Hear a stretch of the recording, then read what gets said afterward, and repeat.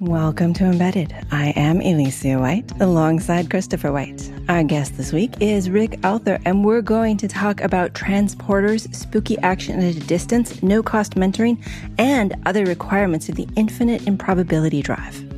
Really? Hi, Rick. Welcome back. Hey, thanks for having me.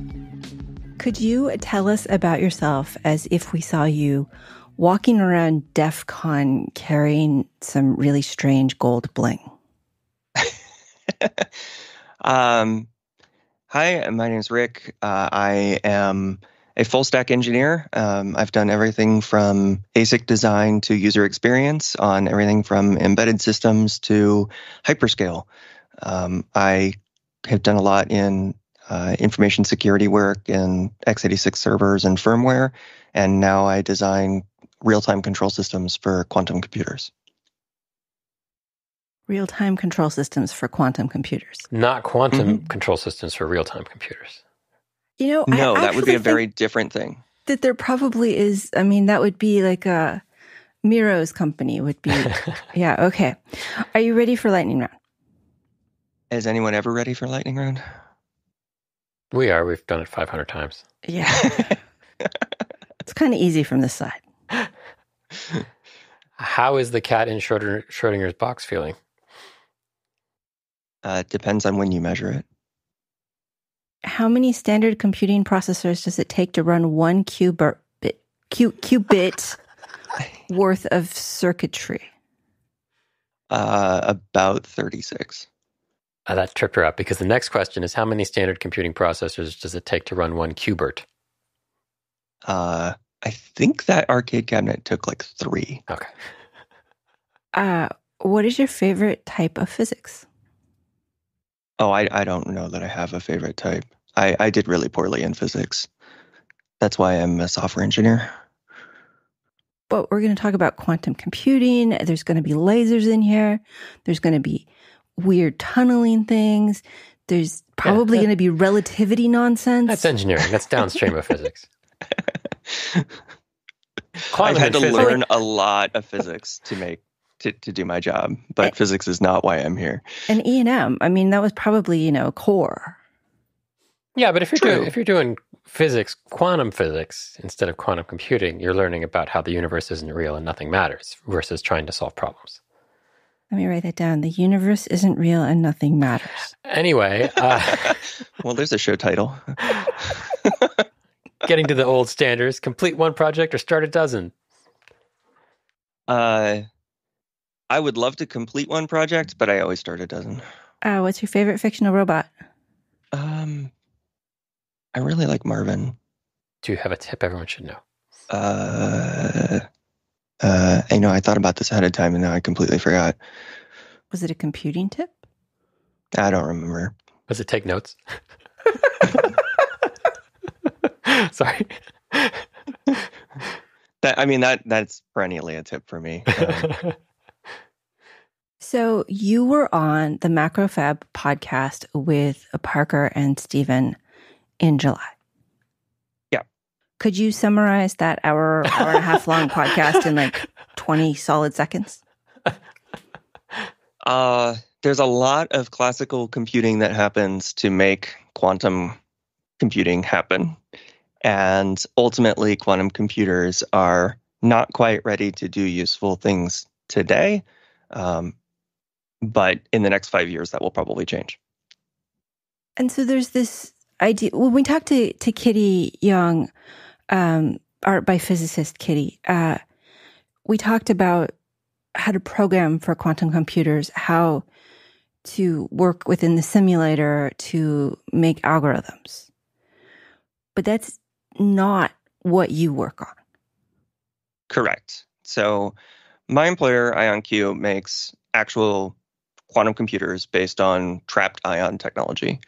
So one of the common things that comes up early in discussions about quantum computers is that when you move into the world of physical quantum computer implementations, it's kind of like the 1940s for digital computing.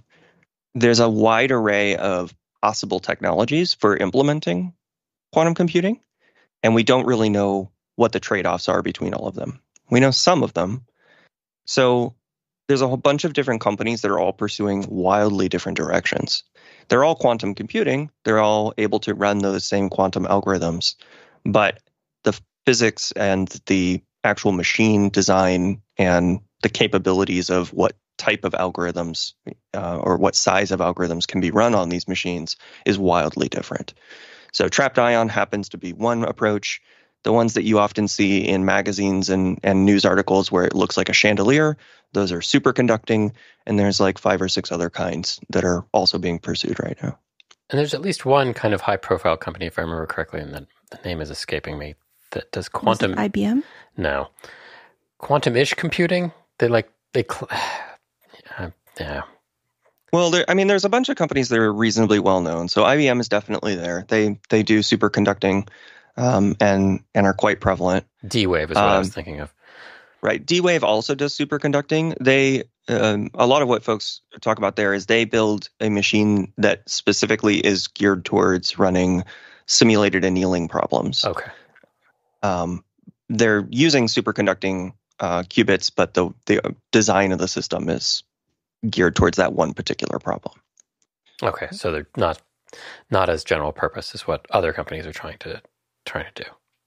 Correct. So from what I understood from the Macrofab podcast, which Christopher hasn't heard, so he'll keep us honest. But for the rest of you, I'm just going to assume you've heard at least part of it because it was really interesting and it talked about how you actually start to build these things. But I didn't really understand how you controlled it. I mean, you mentioned you do controls, and on that show you talked about seeing fluorescing ions and capturing ions and all the things you can do to make them spin or not spin or cool them down or heat them up or make them do in little jazz lines. But one of the things that struck me most was at some point you said 5 picoseconds. Uh-huh. And I remember from a Grace Hopper conference talking about a nanosecond wire and how long that was. And it's like, I'm going to go with 10 inches, but something around there. And that's the distance light travels in 1 nanosecond. And the important part of that is that when you're designing circuitry that needs to handle that sort of thing, you really have to start thinking about distances. Mm-hmm. Do you have to worry about that? Or is 5 picoseconds, a couple, 5,000 10-inch wires? It's Is pico smaller than nano? Yeah. Yeah. Oh. Yeah. Oh, okay. So now, my question is even more valid. Sorry. Yeah. It's like an inch and suddenly you're... It's like a millimeter. All right. Sure. I don't care. It's small. So there's 2 different timescales at play, and that's part of where things get a little confusing. So what we are controlling is laser pulses primarily, and we do need to control precisely when a laser pulse begins. Essentially, the ion that is captured in the ion trap has a phase precession, a rate of rotation that's already happening just naturally. And we need to time our laser pulses to interact with that ion associated with that phase precession. So we have to line up our laser pulses to be in phase or out of phase to cause certain effects to happen. So one of the challenges is getting that time alignment on a single channel. And in our case, we only run at 250 megahertz, which is 4 nanoseconds, which is still fast, but it's not nearly as fast as picoseconds. And so for that, there's a clock distribution system and everything, and it's a very tightly controlled 250 megahertz. And one of the key pieces with the quantum computing is that you don't actually have to be aligned with the qubit at the start of the computation. The very first thing you do is an initialization process where you just use a laser pulse to actually set the quantum state to a particular value. And when you do that, you're also initializing a phase alignment between the laser pulse and the qubit. So you essentially establish an absolute reference point by that first laser pulse. So the 4 nanosecond, the accuracy of that 4 nanoseconds has to do with every clock tick afterward. And we know that we can accurately model at 4 nanoseconds, and we can actually figure out how much phase adjustment we need to do in our arbitrary waveform generator to match the phase precession of the qubit. Where we get into the picosecond range is that in cases where you're doing entanglement, where you have 2 qubits that you're actually interacting with simultaneously, the simultaneously is the important part. We need it to not only be on that 4 nanosecond tick, but we also need those 2 pulses to happen simultaneously, as close as possible. Otherwise, you incur an additional error of just the time difference between the 2 channels. And that's where we actually maintain that. We use a clock distribution system that has PLLs and phase alignment. And so that's where we ensure that the clock, when it is reaching RFPGAs that implement these arbitrary waveform generators, they have delayed the clock such that they all are coincident, right? They all experience the clock edge within a few picoseconds of each other. And these are, what length are the pulses of the lasers on the order of? Time-wise or like wavelengths? Time-wise, yeah. Oh, time-wise. I would have to go look. They vary. Okay. They're fairly short, although a single gate operation, which is actually a couple of different pulses, can take up to 100 microseconds. Okay. So these are, I'm assuming these are like diode or diode pumped lasers that you control. No, actually. Really? So we typically have the laser as a constantly on laser source. Oh, okay. And then sense. The arbitrary waveform generators are actually driving a variety of devices. One is an electro-optical modulator. Another is an acousto-optic deflector, and another one's an acousto-optic modulator. Neat. And so the idea is that we can use GPIOs to basically turn on or off the laser with a shutter.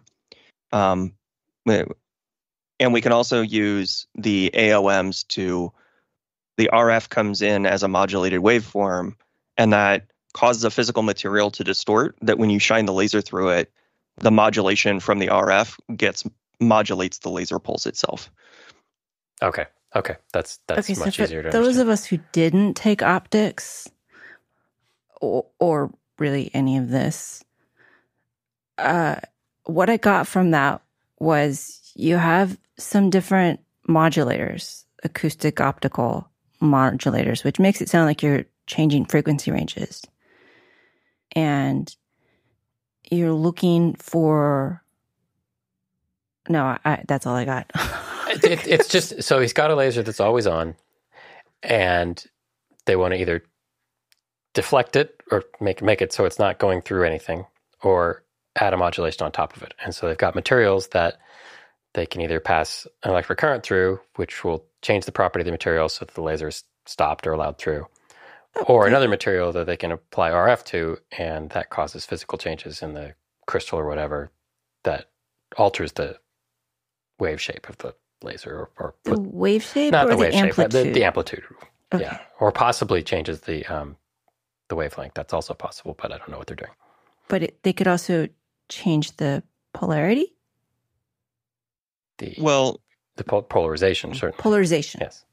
Yes. Those are all things that can be controlled. In our case, it tends to be that we have an IQ waveform that we've generated with the arbitrary waveform generator, and we modulate that into a constant tone for the RF itself. And then when the AOM sees that, it mostly ends up being a modulation on amplitude. Okay. Cool. It starts to look like a radio circuit. It is. You can an AOM can be thought of as an upconverter. Okay, so you have like 14 of these that you all have to keep synchronized? So on current systems, we have 32 channels of arbitrary waveform generator. and they are all synchronized and execute, on these four nanosecond clock ticks, 250 megahertz, and they're all synchronized on that clock tick being observed within a few picoseconds across the system. So this goes back to my initial flailing question, which was, that means that you have to know how long your traces are. You have to know how far everything is from one another in order to do this synchronization, because an extra couple inches adds error. Is that right? Okay. Yes. And in fact, for the clock distribution, there are thankfully off-the-shelf chips that implement that for you. So you can take, two of these clock chips and put them at opposite ends of a cable, and they basically measure and communicate back and forth what the phase difference is. And so they will automatically delay one end so that the phase alignment at those chips is the same. Wait, you bought an off-the-shelf solution? For that timing part, yes. Can I come work for your startup? Sorry. Be careful. There's lots of bad off-the-shelf solutions out there, too. I know. I'm tired of seeing people trying to invent the same things over and over again. I'm like, it seems expensive, but your time is so expensive. Okay, sorry. But you talked about other control systems. So you must be feeding back what you get from your system so that you can create these waveforms. Well, there's a variety of control systems at play. There are various kinds of servos that are looking at different waveforms, mostly in the optical space, where you're actually looking at the output from one of the lasers, either before or after modulation, to account for physical effects in the optical path that you can't control for otherwise. Then at the higher level, the control system around a quantum computer is you run a sequence of gates, and by virtue of quantum computing, quantum effects, you can't observe what's happening as the intermediate states. So you're essentially doing these laser pulses to change the physical structure inside of the ion. And at the end, when you go to measure it, you need to that's the only time you actually see the result, but you only see a 1 or a 0 at the end.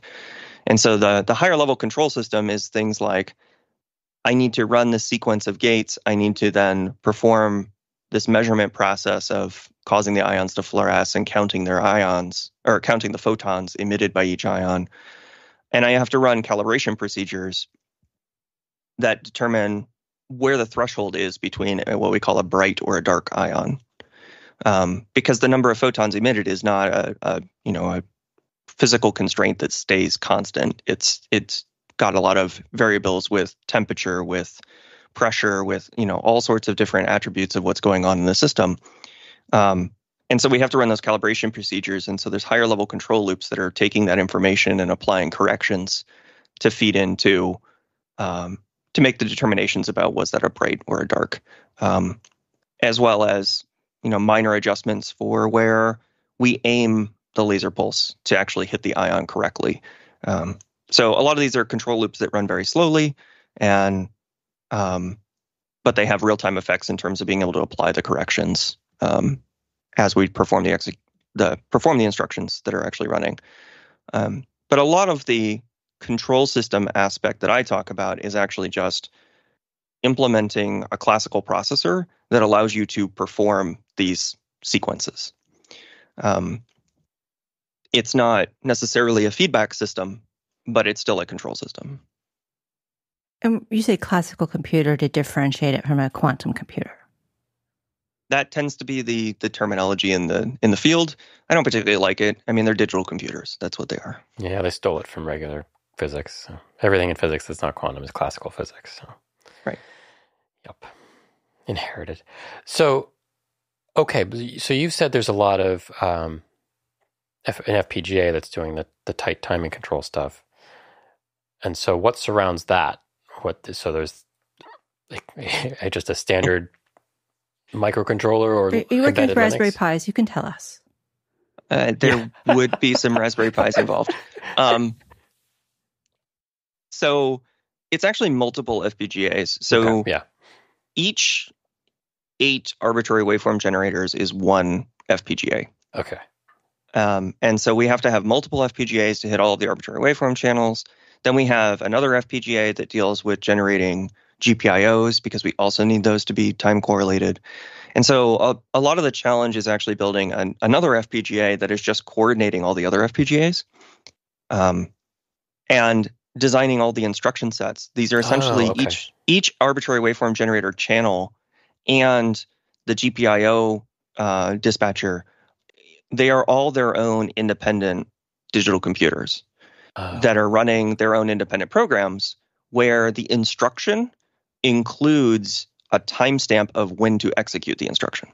And so then there's a top level FPGA that deals with taking a program in and actually staging and into all the different processors, the different instructions for each channel, and coordinating the start of the overall program. This is like a microcosm of a whole network, right? You need to have NTP, and you need to have the corrections. Have 1588, have reference inputs. Putting timestamps on the instructions is a leap that I wouldn't have thought of. That's cool. Yeah. And that this is, I was imagining something much more fixed function, like, okay, we have these arbitrary waveform generators and we tell them which waveform and we tell them when to start and stop. But this sounds like it's much more general purpose. Well, it is kind of that. These are specialized digital computers, and that the instruction for an arbitrary waveform generator is, at this particular time, start playing the samples at this memory location with this amplitude mixed to this carrier frequency with this phase adjustment, and play it for this long. That's still a lot. And that's all one instruction. Yeah. I mean, that seems so simple. You just, it's like you're a violinist, play a tone.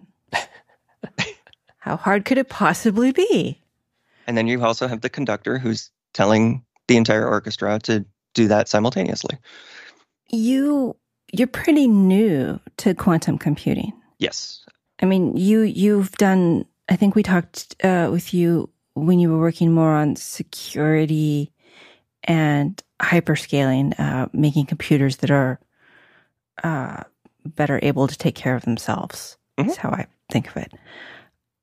How did you just wake up one morning and say, I don't know what I want to do today.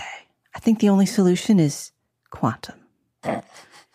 Sorry, there's so many Nobody ever does that. Not here jokes. Nobody ever does that except in 1915. I was looking around at some options, and I was still working heavily in the security area, and I applied actually for a director of security position with this company.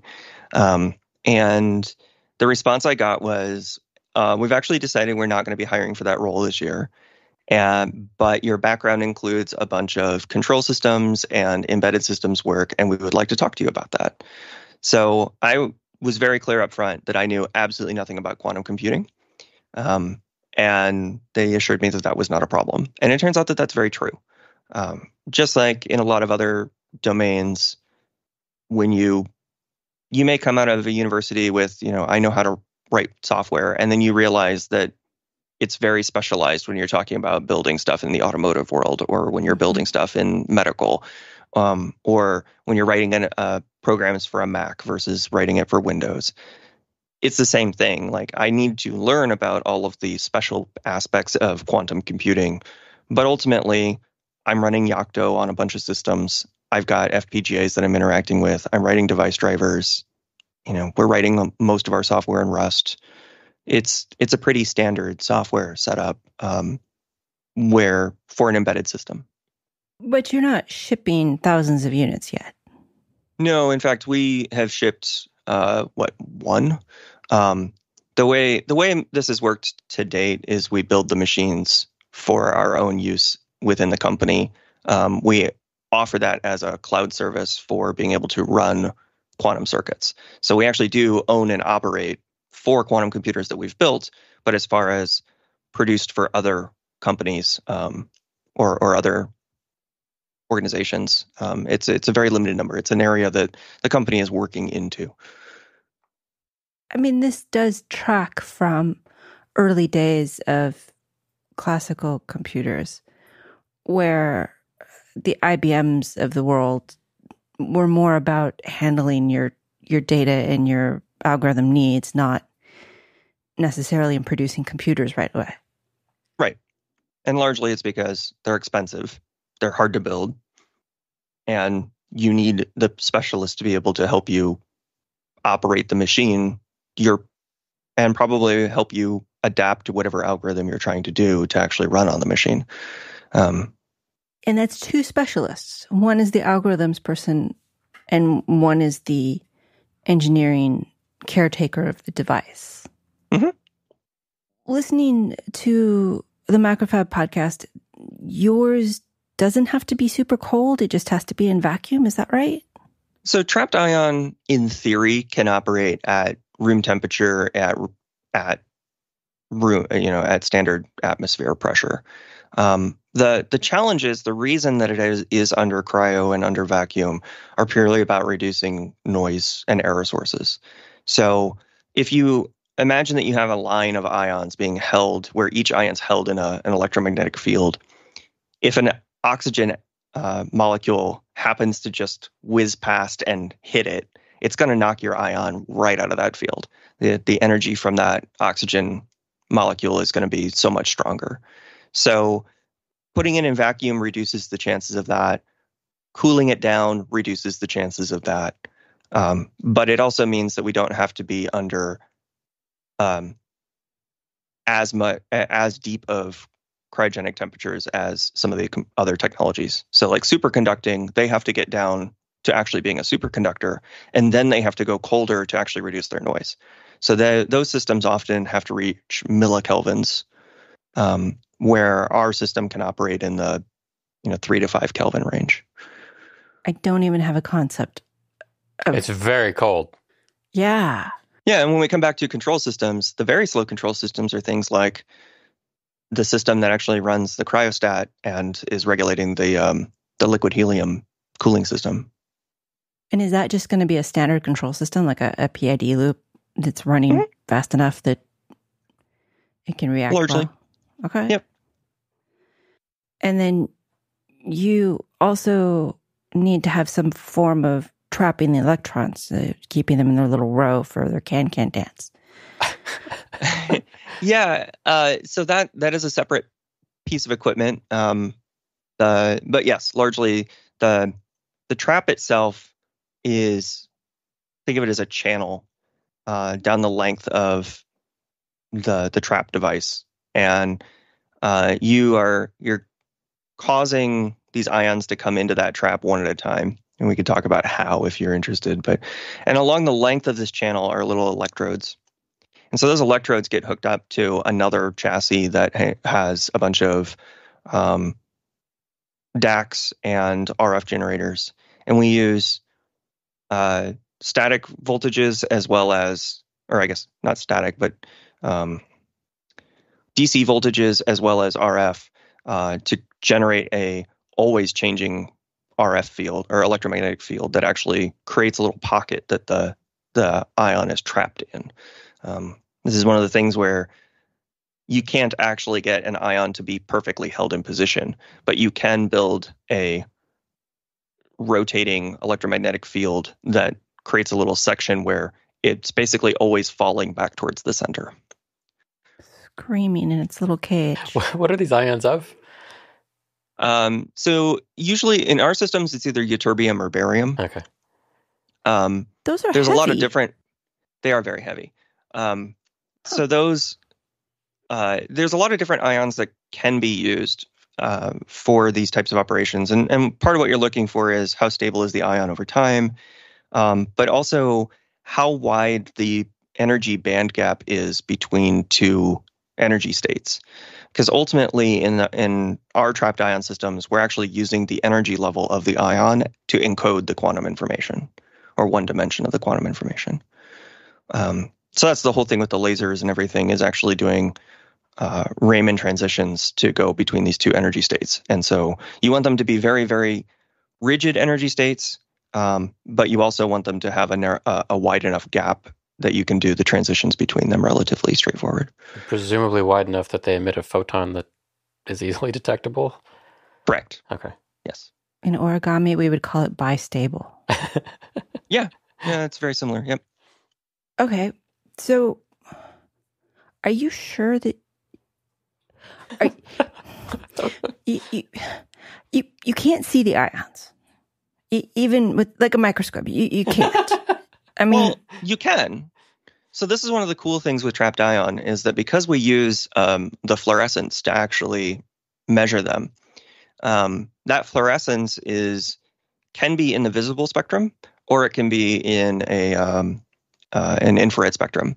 So you can basically choosing whichever ion species you want changes which wavelength that it fluoresces at. But you can actually just put a camera that is sensitive to that range through an optics path, and you can actually look at individual ions on the screen.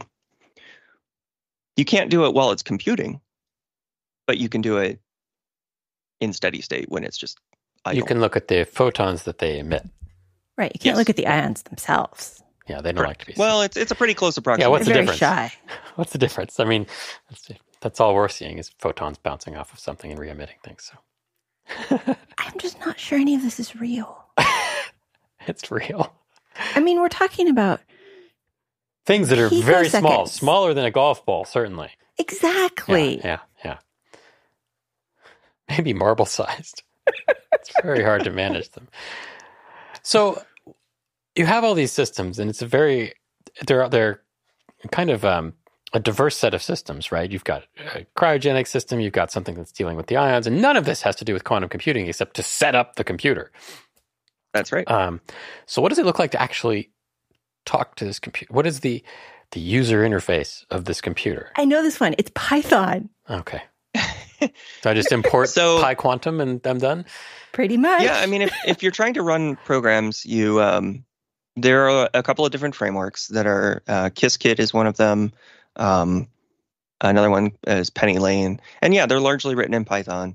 And you describe what your quantum circuit is using whatever gate set is interesting to you. And that sort of is a reference back to we don't quite know what the best way to build these machines are. Just like in Boolean logic, you can build anything out of and not. In quantum, there's a variety of different gates that you can use as a primitive gate set to build any other gates, but there's different sets, and we don't actually know which one is ideal, and the native gate set of a machine is different for these different technologies. Wait, so before you go on, is that like there used to be computers that were trinary, and there used to be computers that were based on, I mean, there's NAND and NOR as two separate ways of implementing Flash. Is that what you mean when you say there's different gate sets? They're based on different gates. Yeah. I mean, they talk about it as quantum gates, and you can think of it similar to like an AND or a NOT or a NAND or a NOR. And there are similar gates. Like there is a CNOT gate, which is kind of like an XOR with some special properties. But these gates, if you were to draw out a schematic, it's much the same way. That's why we talk about quantum circuits, is you actually do draw it out kind of like a schematic with boxes for the different gates. But there are different universal gate sets. And so each machine has a different set of gates that it implements as those native gates. And then there's also a common set that is an abstract universal set that is mostly used when actually creating quantum circuits. And part of the challenge in some of the high-level software is actually doing that translation, which is very similar to converting from C to your assembler for your individual machine. It's a very similar process. You have to look at the gates that you have, and you have to translate them to the gates that the machine actually implements. Okay, but presumably between this Python script, whatever, script that describes the quantum circuit, presumably that gets boiled down to a lot of control system stuff that does, or is this the setup separate? Like maybe in a 1916s computer, somebody would come in and flip a bunch of switches in the morning, and then somebody would come in and put the punch cards in. Is the Python the punch cards and has nothing to do with how the computer is set up? Or does it actually, or is there a translation layer that says, okay, they want to do this circuit, and now I need to do this with the cryo, and I need to trap these ions? And well, I mean, there's going to be a step in between there. The Right. sort of LLVM step. Well, but does it at all? It's a little bit of A and a little bit of B. So there are a bunch of systems that are just there to keep the machine operating. Yeah. Just like you have, the fan control circuit in a computer, Right. in a classical computer. That's, akin to the cryo system. And there's a bunch of those systems that are just running constantly to keep the system in its operating environment. And those are typically implemented on software processes on an x86 machine running Linux. They're fairly slow, and they mostly talk to specialized hardware to do those operations. The programs themselves, you start from this Python framework and you write your circuit in that framework. And yeah, there is a translation step. So each provider that makes quantum computers offers a plugin to these frameworks that converts it to the native gate set of their systems. That's step one. Then step two is submitting it to their cloud service, because these are all cloud services so far. And inside the cloud service, typically it goes through an optimizing compiler, which does a bunch of things like removing redundant gates, finding alternate patterns or alternate circuit implementations that are equivalent but use fewer gates or fewer qubits. The optimizer. Right. So you run an optimizing phase, and then it comes down to actually converting this optimized circuit for a specific machine. So coming back to the discussion about calibrations, each machine, we're operating with individual ions that are, a naturally occurring thing, right? They're an elemental source. And they don't have perfect behavior. They're all slightly different, and in fact, the machine itself will change as temperature, pressure, all sorts of things. Right? There's all sorts of different components in the system where mechanical alignments will shift, components wear out, etc. So, in between running actual circuits, we will run other programs that basically perform calibration measurements of the system, and we'll do that multiple times a day. That information gets fed back into this control, or this, you can think of it as a compiler. It's not quite a compiler. It's kind of more like an assembler, but it's also not really an assembler. But you're taking that optimized quantum circuit and you're applying all this knowledge about the physical state of the machine. So for example, the fidelity of each individual ion, how likely it is to actually produce the correct output at the end of a circuit.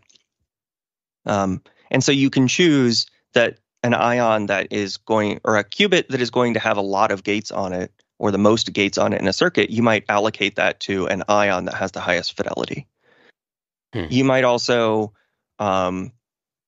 rearrange the qubits to allow for some faster execution depending upon what's happening.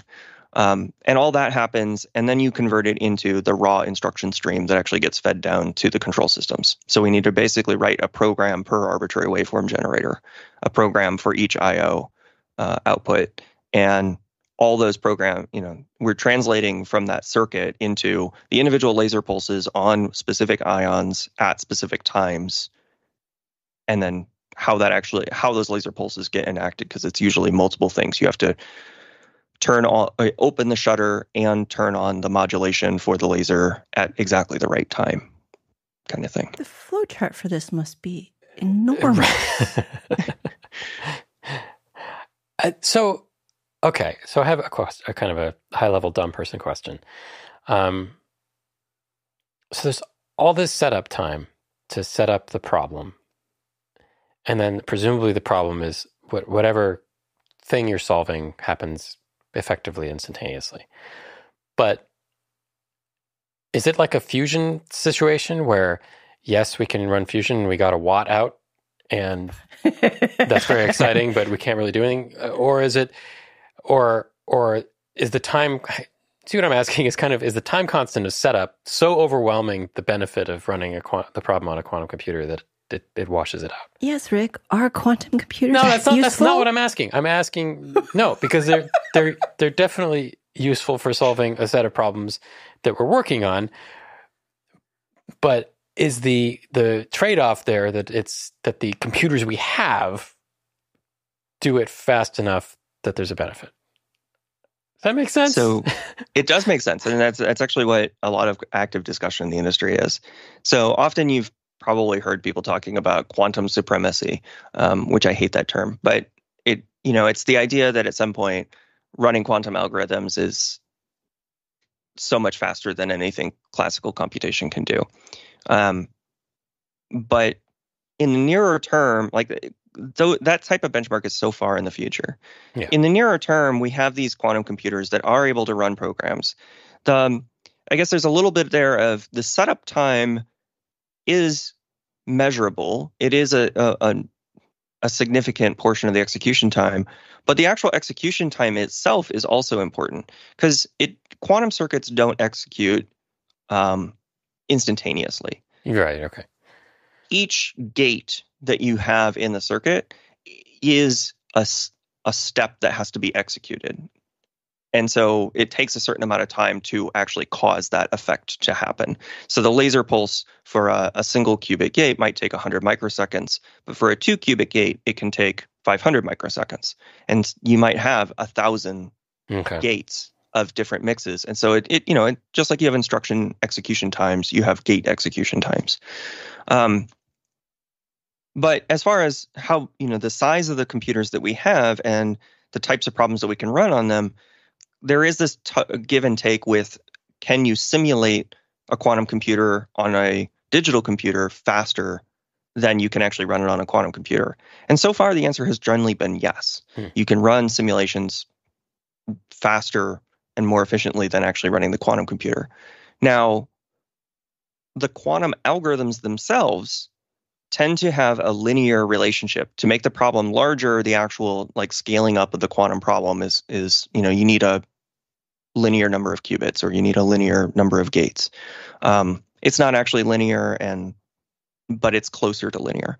Where when you look at the quantum simulation problem, it requires exponentially more classical computation hardware to actually perform a larger quantum computation. Like when you increase by 1 qubit, it requires an exponential increase in the quantum or in the calculation power. So there's going to be this crossover probably in the next 5 years where for some types of problems that fit into the number of qubits and the number of gates that you can run on quantum computers will be more cost effective than building out a quantum or a classical system to run a simulation of the same size. So where is the focus on optimization of these computers then? Is it more on the surrounding infrastructure to have the setup happen faster, or is it more on the actual qubit management, getting the gates faster, that kind of thing? It's both, because they're related, unfortunately. Yeah. At least in a trapped ion system, the number of ions that you can put in the trap is actually quite large. You can make a trap hold a lot of ions. The challenging part is that the way entanglement is done through an ion chain is through the axial motion. So I'm going to take a little detour here to answer your question. So when you run a 1Q gate, you're actually doing a laser pulse on one particular ion. And you're basically you're either inserting or removing energy from that ion to adjust its energy level. But when you do 2Q gates, what you actually want to do is cause an entanglement between the two gates. And if you're inserting or removing energy from a laser pulse, that's one aspect of it. But you also need to capture an information transfer from one ion to the other. Well, if you have this chain of ions naturally repel each other. So when you have a chain of them, they're all lined up with space between them, kind of like a Newton's cradle. And they also have a relationship where if you cause, they all tend to vibrate a little bit in that space. They're all kind of pushing on each other and moving around. But they're constrained in 2 axes and only allowed to move in one. So they kind of move along the length of the chain. They're wobbling back and forth just a little bit, pushing on each other. So the way you get that information transfer from one ion to the other is you actually hit one ion with a laser to do the laser pulse to insert or remove energy. But that actually causes, if you time it just right, you actually get the ion to push one direction or the other along the axis and basically cause that motion, just like when you strike the first ball in a Newton's cradle. And because of the repelling force between the individual ions, they all move with that. It ricochets, or not ricochets, but it ripples down the length of the ion chain. So if you time your second pulse at another ion further down the chain just right, you insert energy at the same time that axial motion passes through that second ion. Okay. So the reason that this is all important is that as you make your chain longer and longer and longer, you incur more error as you try to figure out that timing relationship of actually doing 2Q gates. So your 2Q gates get less fidelity as your chains get longer. So in terms of scaling it up, there's questions of, well, how long can you make the chain before your fidelity falls off? We don't know. That's active research. And then there becomes a question of how do you, knowing that is a limitation, how do you scale up to having multiple zones that you can be working? Is that, having two different sections of the same trap where you are doing quantum operations that don't have that coupling of, you can't do 2Q gates between them because they don't have a relationship. They don't have that axial motion capability. Another area of research is having two traps where you actually use fiber optic cable to couple the photons between and use that as the information transfer. So there are a lot of things in the how do you make the physics work, but they couple back into there's a whole bunch of setup questions that come into play when you get into that. If you trying to do the photonic interconnect, how you prepare the qubits becomes very different. My eyes are wide and my brain is like zipping around like its own little ion just trapped in my head. Okay, I'm going to ask questions I have written because I need time to process. This one's actually from Ewan. How did the DEF CON audience react to the way the demo model of the real quantum computer in real 24-karat gold was presented? This is the callback to the bling. Yeah, so we brought an ion trap, which I would love to show a picture, but this is a podcast. It is a fairly small device that is it's a microfabricated piece of metal made out of pretty exotic materials, and part of that does actually have a gold plating on it, and that's in a display case. Because gold here is the cheap part? And I wouldn't say it's the cheap part, but I wouldn't say it's the expensive part either. But you have problems with oxidization. You have problems with there's just like all sorts of things. You need materials that hold up under vacuum, and you also need them to maintain pristine through all the different environmental changes you're going through. So that's where the folks that design the traps, it often involves a lot of exotic materials and processes. But we brought that in this display case, and it's just sort of a nondescript little display case. And if you don't know what it is, it just kind of looks like a funky looking object. It doesn't look like a computer part. So we had a whiteboard that just said, real quantum processor in 24-karat gold, and an Admiral Akbar drawing that said it's a trap. And so actually that was very well received by the DEF CON crowd. It's kind of playing it's a quantum computer. It's the bleeding edge of technology, bleeding edge of science, and yet we can talk about it and have fun with it. We don't have to be too serious about it. And it drew in a lot of people. Like they would see this whiteboard and they're like, well, what does it say? And then they're like, real quantum processor. Oh, wow, that's really cool. And then they would want to get a really close look of it and everything else. And I also brought an entire chassis of the control electronics that we took apart and let people poke at and ask questions about too. Back to how you got into this. You were working in security, and one of the things that quantum computers are known for is their ability to crack keys, passwords. Is that still something you work on, or have you kind of shifted over to, wow, there's a whole bunch of new delicious information in the physics here?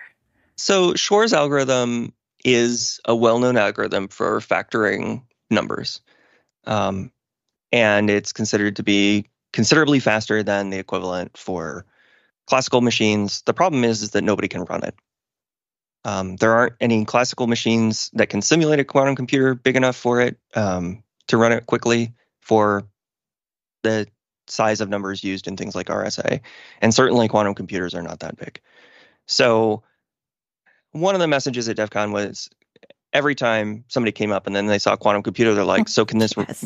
break RSA keys? Yeah. And the answer was always no. Like, that's 20 plus years away. But there's a lot of other more interesting things that can happen in the near term. But then with my background on the security side and coming especially from firmware security, it's a lot of steering the conversation back to a quantum computer is one small piece of quantum computation technology. Like everything happens inside of this trap at a scale that you can't see. And everything around it is classical computers. Like you still have all of the same IT challenges, all the same firmware security challenges, all the same software security challenges throughout this entire system that makes the quantum computer. So even though I'm spending all of my time primarily focused on instruction set design and how you run programs on this, I do get involved with the discussions around and how do we actually secure these machines? How do we design them to be enterprise ready? Put this in somebody else's data center and they can have confidence that it's running the correct software, that it hasn't been tampered with, et cetera. And then we also had a panel discussion talking about, well, what are the new and interesting parts about quantum computing as far as security goes? And really we came back with nobody really even knows what to ask. Like it seems like there's probably side channels that we're not aware of that come from how the machines work. Less, in pure quantum theory, when you measure a qubit, the quantum information has been destroyed, but there can be remnants in the control system of what sequence of operations were run. We won't know the exact quantum information, but we can tell you about what algorithm was run. So there's things like that are slowly being figured out. And this is a very new area. Even though quantum computing itself is decades old, it's still in that very early age of understanding the capabilities and also the practical realities of the machines that implement it. It's cool that people are thinking about that level of security implications, though, at this stage, because people weren't thinking about side channel attacks in 1965 or whatever, right? So with standard microprocessors. So I think that's pretty interesting that effort is being made to at least consider, okay, what's new about this and what could be done? What sort of attacks are there? Moving into this job and being able to talk about the latencies and the delay channels, Ewan had another good question. Was there much cross-disciplinary terminology that overlapped, causing confusion? I'd say there's more terminology differences where the same concept has different names. Yeah. And figuring out where those are has been a problem. There's also been a lot of difficulty bridging the gap in knowledge that is only germane cross-disciplinary when you actually get to the point of building quantum computers like this. So I know I had a post recently on my Mastodon talking about teaching physicists about branch delay slots. And this is a real thing. And it comes in because we're talking about how do you do conditional execution in a quantum circuit. So there is a way where I can measure only a subset of the qubits, and then I want to be able to change the behavior of the rest of the circuit, but I have to do this in a real-time system. And the idea that in a large complex system with all these processors running in parallel, that I observe the result at one physical place in the system, and that the time it takes to actually communicate the branch direction that I want to all of the processors, all of the components in the system, takes a significant amount of time is just something that the physicists have never even had to think about. Yet this is also something that, we as software folks, even embedded software folks, don't usually think about it because it's something that happened so long ago. I mean, it's still an issue in processor design today, but it's become a very niche part of processor design to think about how long your branch information takes to propagate. And we have known solutions for it. This is where speculation comes in. One of the big reasons for speculation is to fill that time with useful work. But in a quantum system, I can't speculatively do laser pulses. Right. Like I can't undo them. So we're having to go back and revisit some of these things that are well known in classical computing and completely unknown from the physics side, and bring it together and say there's well known patterns here, but we can also point to why they don't work now. I have so many. Again, and my brain it's like that time that I worked with the biochemist about hydrophobicity of chemicals and their uptake in the human body. And I was optimizing the code. And I said, well, why don't we do this? And he said, wow, that's a really interesting chemical insight. And I'm like, no, it's just that the code would be more efficient if we did that because they're effectively the same path. Yep. And we have those exact kind of conversations all the time. Switching topics entirely, you do some mentoring. And if I were to sign up on your calendar for a time slot for mentoring, what would happen? You'd be asked what you want to chat about as part of the sign up. And I would get that. And really, I would just be there at that time.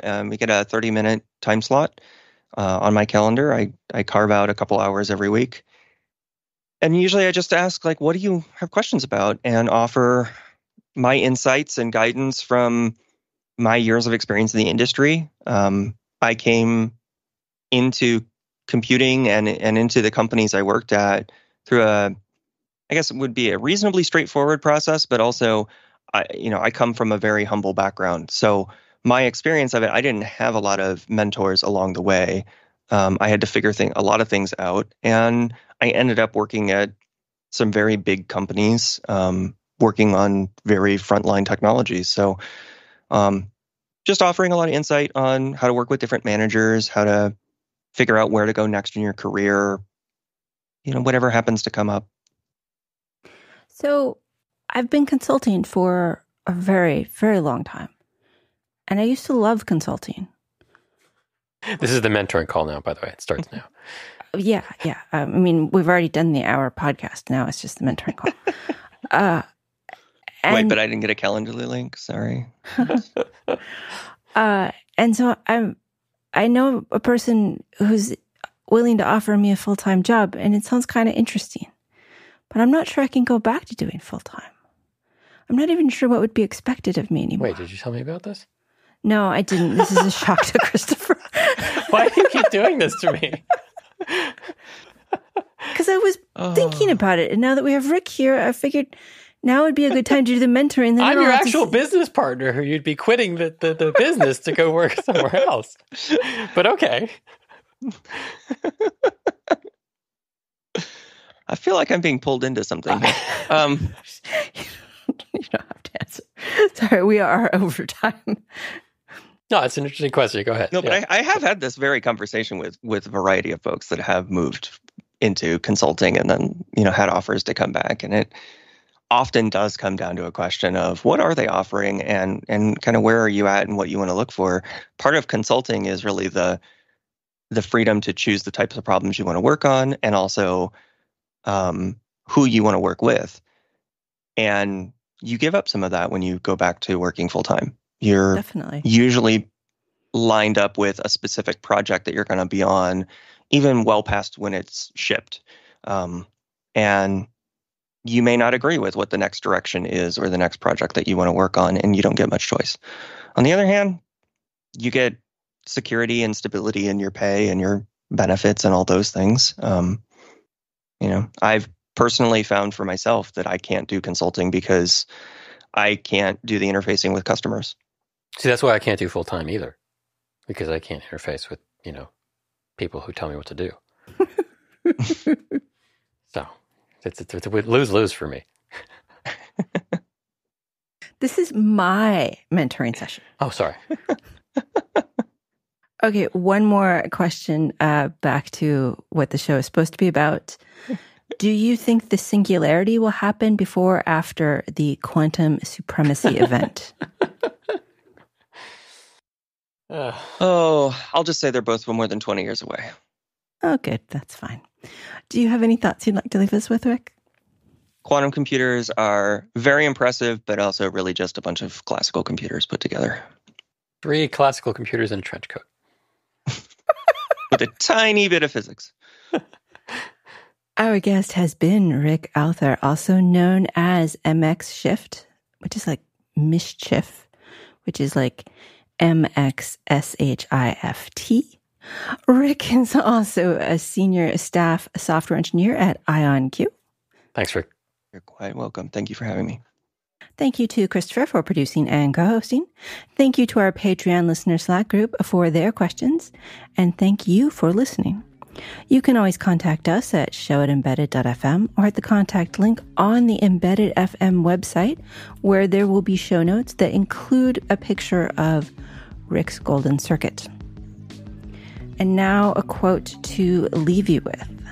It's just been a Douglas Adams Hitchhiker's Guide to the Galaxy sort of day for me. So let's go with him describing what he's seeing. The ships hung in the sky in much the same way that bricks don't.